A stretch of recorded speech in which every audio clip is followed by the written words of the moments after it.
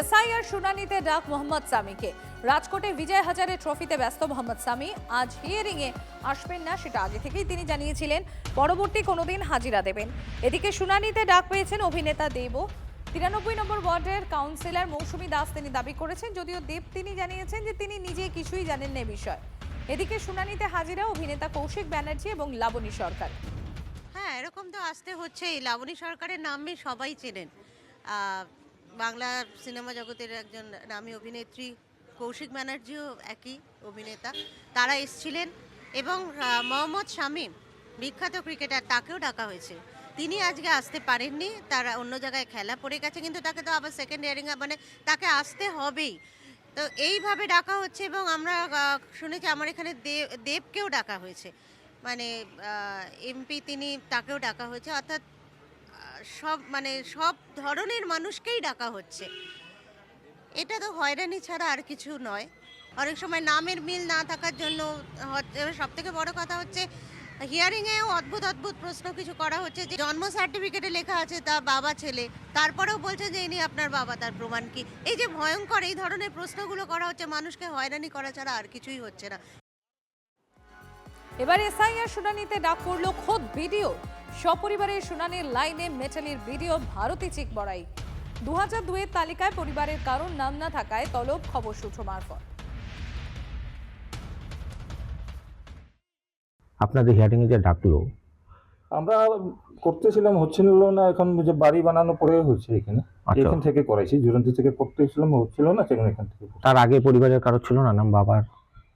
বাবার তো ওই সার্ভিস করতো না, সেখানে উঠায় নাই ভোট কোনো কারণে।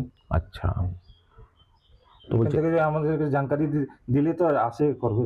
ওদেরকে কোনো দেওয়া হয়েছিল, আমরা রিলেটিভস নাম দেই নাই। আচ্ছা, কেন কি বাবার মারা গেছে, নাই এখন। মানে এরকম বলা হচ্ছে যে আগে ভারতে যে আগে ভুটানে থাকতেন, বা আপনার বাবা আগে ভুটানে। আরে আমাদের সব, আমরা বাইরে পড়াশোনা করা আছে ইন্ডিয়ার মধ্যে। 86 থেকে আমরা 98 চেঞ্জেস মধ্যে করা আছে। ওরা চাচ্ছে ভারতীয় নাগরিক কিভাবে কমানো যায়, যেহেতু ওর দাদারা সবাই ডিক্লেয়ার করেছে যে 1.5 কোটি নাম কাটতে হবে, তার জন্য ভিডিও বাদ করছেন না। এর মধ্যে আমরা অবাক হচ্ছি না। দেখুন এরপরে আর কত লোকের নাম কাটছে। যে সেনাকর্মী তারও নাম কাটা যাচ্ছে, যে পুলিশ কর্মী তাদেরও হিয়ারিং এর লিস্ট আসছে। অবাক হয়ে যাওয়ার মতো কথা। আজকে ভিডিওর প্রতি যদি হয়, মানুষের আস্থাটা কোথায় থাকবে?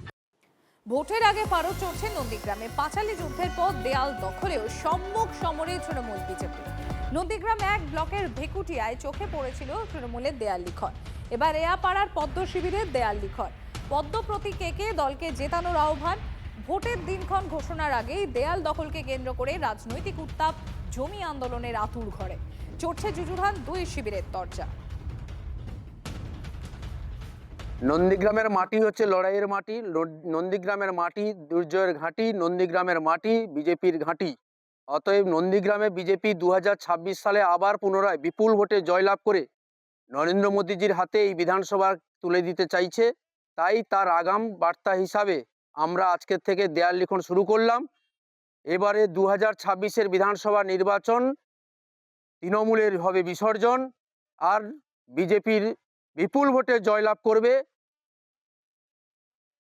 তৃণমূল কংগ্রেস আজকে যা ভাবে, আগামীকাল সেটা শুভেন্দু অধিকারী তথা বিজেপি ভাববে। ফলে তৃণমূল কংগ্রেসের কর্মী সমর্থকরা গতকাল ভেকুটিয়া অঞ্চলে প্রত্যেকটি পাড়ায় বুথে বুথে তারা সাইট ফোর করেছে আগামী 2026-এর বিধানসভা নির্বাচনকে সামনে রেখে। আর আজকে তৃণমূলকে অনুকরণ করে বিজেপিও সাইট ফোর করা শুরু করেছে। অর্থাৎ সারা জীবন ওনার রাজনৈতিক জীবনে তৃণমূল তথা মমতা বন্দ্যোপাধ্যায়কে অনুকরণ এবং অনুসরণ করতেই হবে।